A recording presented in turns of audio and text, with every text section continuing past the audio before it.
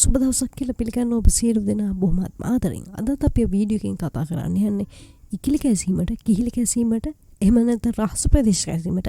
තවත් වචනකින් කියනවා ටීනියා ජොක්කිචින් මේ තත්ත්වවලට ගෙදරදීම ප්‍රතිකාර කරන්න පුළුවන්.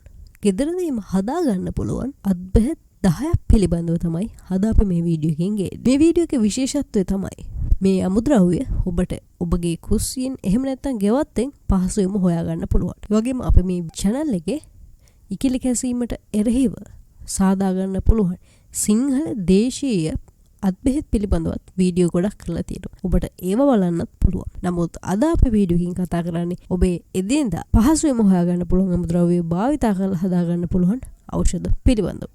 අපි වීඩියෝ එකට පළවෙනි එක ඔබට ඉකිලි කැසීමට එරෙහිව සාදා ගන්න පුළුවන් සොයා ගන්න පුළුවන් ලේසිම අමුද්‍රව්‍ය තමයි වතුර. ඉතින් වතුර කියන්නේ උණු වතුර. ඔබට පුළුවන් උණු වතුර භාවිතා කරලා ඔබගේ ඉකිලි කැසීමට, කිහිලි කැසීමට, ඔබේ ටීනියා රෝගී තත්ත්වයට ඉක්මනින්ම සුවයක් ළඟ කරගන්න. අපි බලමු කොහොමද කියලා. ඔබට තියෙන්නේ වතුර හොඳින් නටවා ගන්න. නටවාගෙන ඔබේ සමට භාවිතා කරන්න සුදුසු උෂ්ණත්වයකට පත් වෙනකන් ඒ වතුර නිවා ගන්න. නිවෙන්නට හරින්න. ඊට පස්සේ ඔබට පුළුවන් ඔබේ ආසාදිත ප්‍රදේශය හොඳින් සෝදා ගන්න මේ වතුරින්.